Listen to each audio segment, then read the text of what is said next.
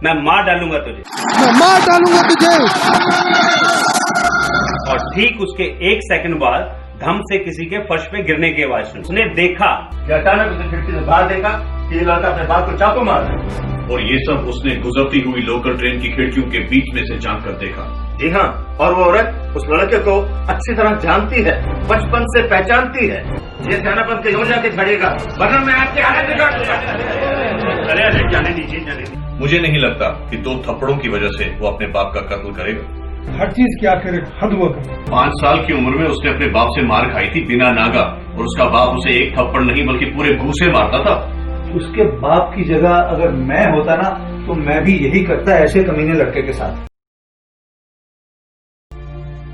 उस चाकू के बारे में बात कीजिए जो उस लड़के के बाप के सीने में घुसा होता, उसकी बात क्यों नहीं करते आप? भाई साहब, मेरे विचार से अभी सभी लोगों को बोलने का मौका नहीं मिला। अरे बैठो बैठो, जिसको जो कहना खुद ही कह लेगा, बैठो। अरे तो आप उस चाकू की बात कीजिए जो आपके इस छोटे से भोले भाले लड़के ने कत्ल की शाम खरीदा था और अदालत में इसका इकरार भी किया था, उसकी बात क्यों नहीं करते आप? हैं? ठीक है, उसी की बात करते हैं। वो चाकू एक बार मंगवा के देखते हैं। वो चाकू मंगवाइए प्लीज। अच्छा, चाकू है, उसे दोबारा देखने की क्या जरूरत है? हम लोगों ने अच्छी तरह से देखा हुआ है। आपका क्या ख्याल है? सबूत के तौर पे जो चीजें अदालत में पेश की जा चुकी हैं उन्हें देखने का पूरा हक है हमारा। अब आइए उन सबूतों पर भी गौर करें जो अदालत पे हमारे सामने एक एक करके आए। लड़का इस बात का इकरार कर चुका है कि कत्ल की रात को वो अपने बाप से झगड़कर अपने घर से बाहर निकल गया और घर से निकलकर वो सीधा उस दुकान पर गया जहां उसने जाकर वो बटन वाला चाकू खरीदा। जी हाँ, स्विच नाइफ। बिल्कुल ठीक, ये स्विच नाइफ कोई मामूली चाकू नहीं है, इसे आप देख चुके हैं। दुकानदार इसे पहचान चुका है और उसका यह भी कहना है कि इस तरह का चाकू उसके पास दोबारा कभी नहीं आया, न इसके पहले न इसके बाद। 8:45 पर वो अपने 3 दोस्तों से मिला।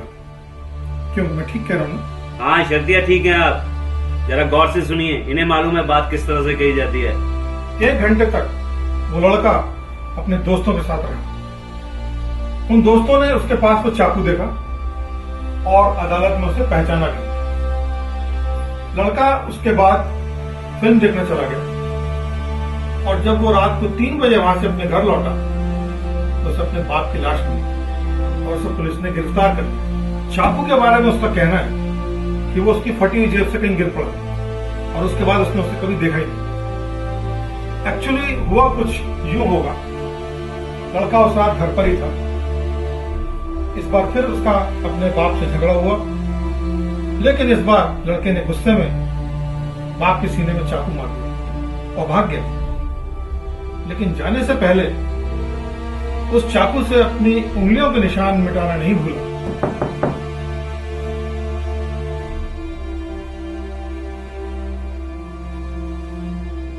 ये लीजिए सर। Thank you.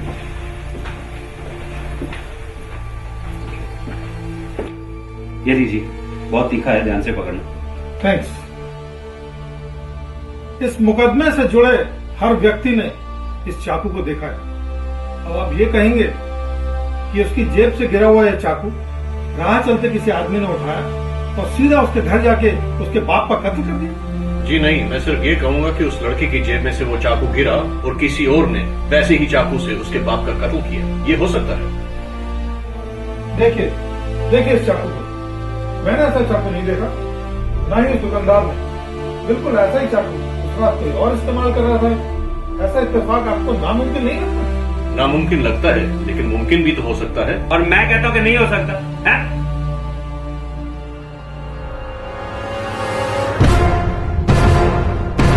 ये आपको कहाँ मिल गया? उसी इलाके में एक दुकान पर 30 रुपए का। वाह वाह वाह वाह, क्या कमाल कर दिया तूने। है अच्छा, ऐसे 10 चाकू हो सकते हैं, फिर इससे क्या साबित होता है? यही कि ऐसे 10 चाकू हो सकते हैं।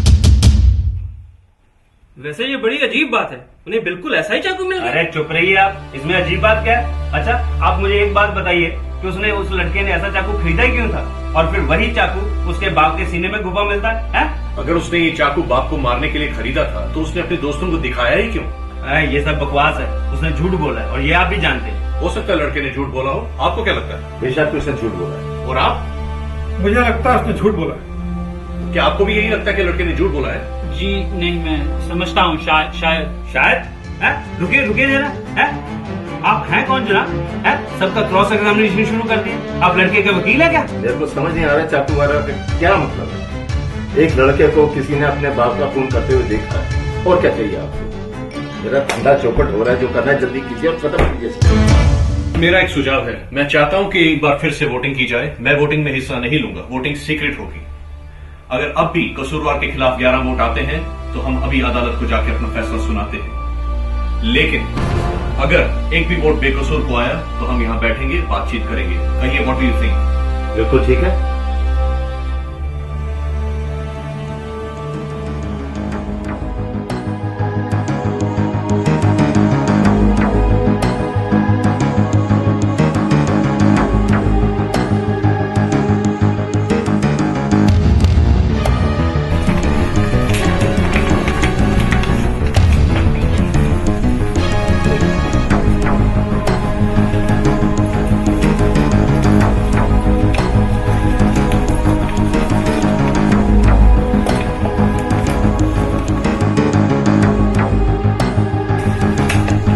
Guilty, guilty, guilty, guilty,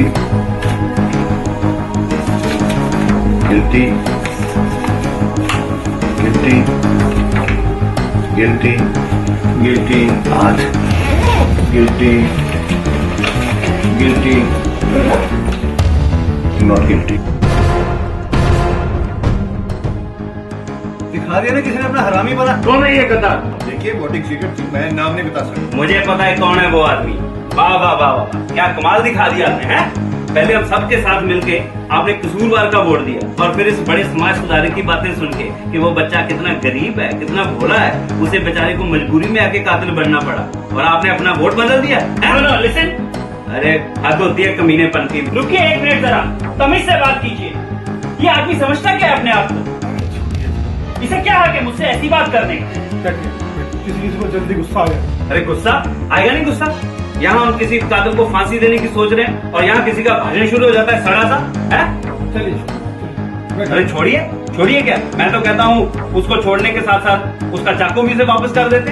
कल को वही कातिल सड़कों पे घूमता हुआ नजर आएगा और उसका चाकू देंगे तो उसका काम और आसान हो जाएगा। नहीं, आपने अपना वोट क्यों बदला? आपको कैसे मालूम मैंने अपना वोट बदला है? अरे आपकी बातों से साफ जाहिर है। जनाब आली, वोट इन्होंने नहीं, मैंने बदला है। क्या आप इसकी वजह नहीं जानना चाहेंगे? नहीं, मैं नहीं जानना चाहता इसकी वजह। लेकिन मैं बताऊंगा। अरे कोई जबरदस्ती है क्या? ये नहीं सुनना चाहते तो कोई बात नहीं, चलिए आप बताइए। देखिए, ये साहब जो हम सबके सामने खड़े हुए हैं, इन्होंने एक बार भी ये नहीं कहा कि लड़का बेकसूर है। शायद ये मुतमईन नहीं है, इन्हें कहीं कोई शक नजर आ रहा है। मेरे ख्याल में इतने सारे लोगों के बीच में अकेले खड़ा होना, सबकी शिकायती नजरों का सामना करना कोई आसान काम नहीं है, चाहे भले ही किसी अच्छे काम के लिए क्यों ना हो। इन साहब ने एक जुआ खेला है, एक सहारे की तलाश की है जो मैंने इनको दिया। मेरी नजर में शायद लड़का अब भी कसूरवार है, लेकिन मैं कुछ और बातें भी जानना चाहूंगा। तो फिलहाल वोटिंग की सूरत हाल 10 के मुकाबले 2। शिट, बुड्ढा खुशक। अगर आपका भाषण समाप्त हो गया तो आगे बढ़े। नहीं साहब, कुछ लोग अंदर हैं, उन्हें आने दीजिए। ऐसा करते हैं कि हम थोड़ी देर ब्रेक ले लेते हैं।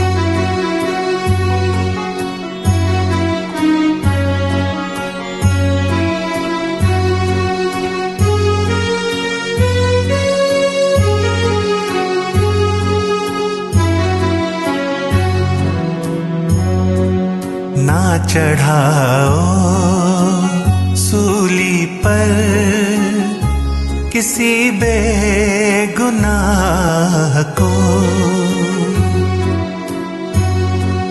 ना चढ़ाओ सूली पर किसी बेगुनाह को।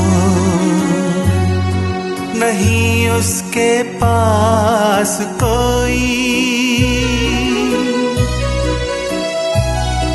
नहीं उसके पास कोई जगह पनाह को।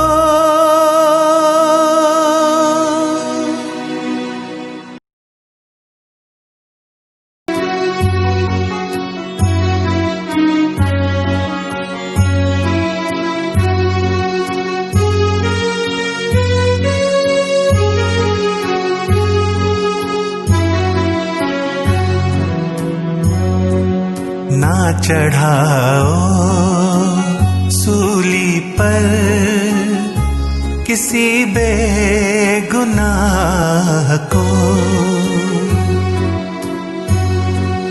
ना चढ़ाओ सूली पर किसी बेगुनाह को, नहीं उसके पास कोई, नहीं उसके पास कोई जगह पनाह को,